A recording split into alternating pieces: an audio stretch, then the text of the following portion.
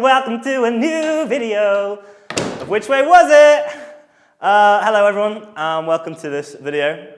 In case you hadn't noticed by the title of this video, or 4 of our previous videos, we've been in Tunisia. Talu! Hello! Hello! عايش خوي لاباس؟ لاباس الحمد لله. الحمد لله. لاباس؟ Tunisian. هلا. Right, Agadu. Okay. عايش خوي لاباس means like Aishig means he gives you life, Allah gives you life. Akhui is your brother. Anyway, Tunisia was a wonderful country, as I hope you'll agree. Pause this video for a tea break. Someone that knows something about language, which I'm guessing is anyone other than me, tell me about the languages of Tunisia. Tunisia being a French colony, or it was in the past, a lot of people that speak French, which we noticed often because we were Western-looking, people started speaking to us in French, and we told them that we didn't speak French, and often they still kept speaking in French after that. No, but in terms of our Arabic, I mean, the Arabic that we have is quite different, but they still generally understood our dialect, which was encouraging for us. I don't know, you guys all had the same experience. Obviously, I have a little bit more experience in terms of Arabic. I didn't understand much of what they responded to me. Yeah, understanding them was definitely a lot more difficult than it was for... Yeah. Yeah, it's also one thing that they said a lot, is that they understand all the other Arabs, but when a Tunisian speaks to them, like no one else except for Tunisians, and maybe Moroccans will understand. But Right, food. Bambaloni. Bambaloni is like a donut, but nothing like a donut. Guys, you fill in details. I don't know stuff. I mean, I think a donut's pretty accurate. It's basically dough chucked into oil and deep fried, but not for too long, so that the inside, or the good ones at least, the inside's still kind of raw, or like uncooked.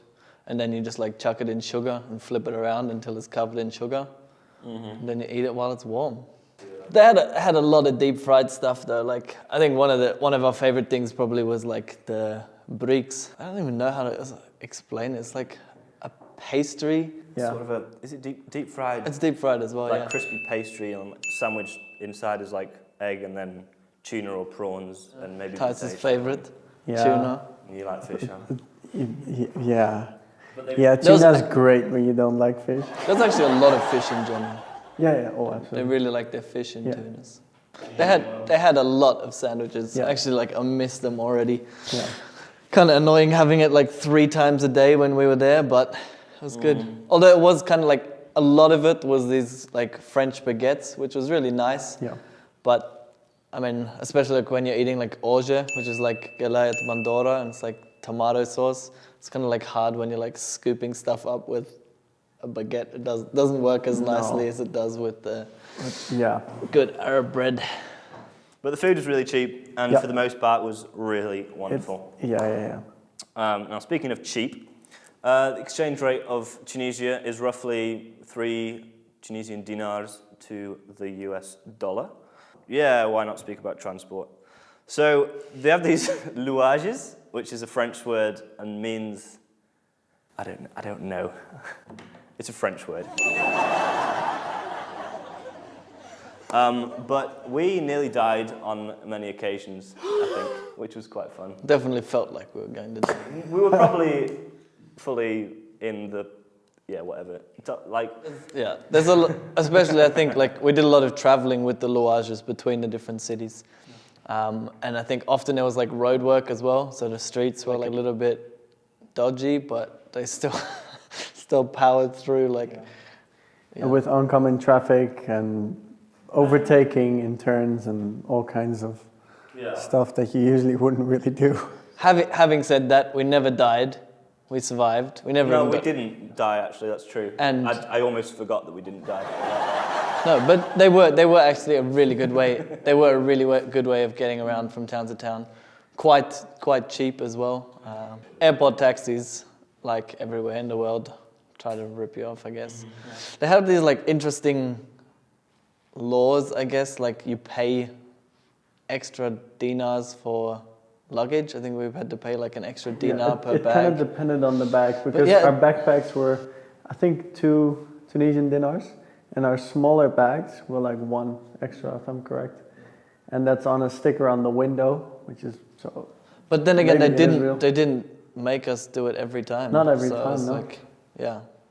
Yeah, it was weird. We didn't get that. They also told us that they don't like having 4 people in a taxi, but I don't think we ever really had a problem with that. Okay, we'll move on to trains. They're super cheap, and there's also a risk of pickpockets.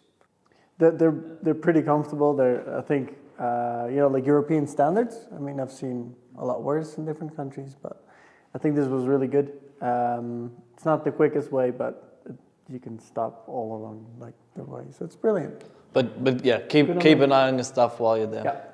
And Tunisia is a wonderful and beautiful country. Although it's surprisingly cold, even when we dipped down into the Sahara briefly, it was not exactly hot, which was a bit of a surprise at midday. I think just generally the weather was like colder than expected for like February, but it was fine as long as you have a jacket. We had our sleeping bags, that was useful to have as well. But yeah, it was really good. But yeah, like the nature was beautiful.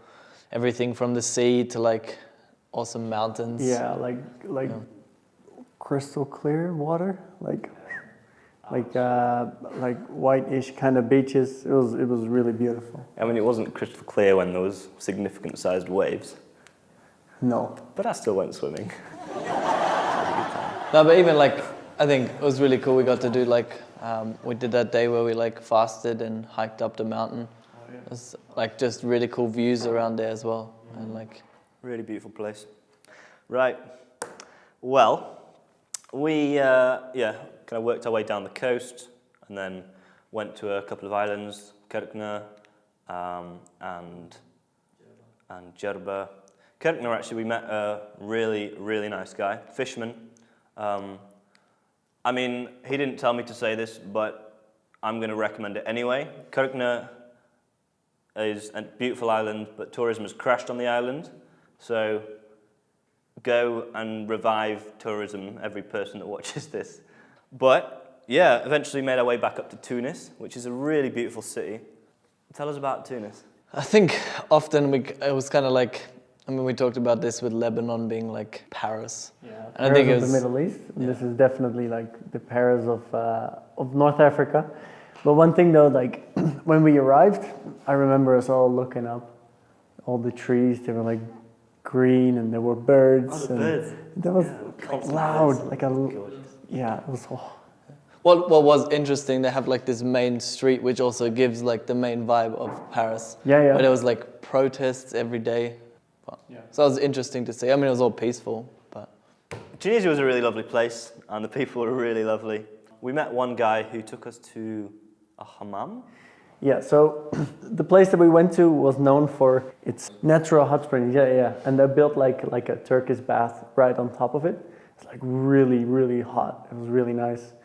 So that's actually quite a common thing for everyone to do. Instead of taking showers, they like to go there. It was a demonstration of hospitality again, you know? Like, we just met the guy on the Loage. He invited us to his house the next day and then took us out to the hammam. So it was really cool. I guess that's it. Thank you and good night. It's not night time. See you around. Bye. Cool.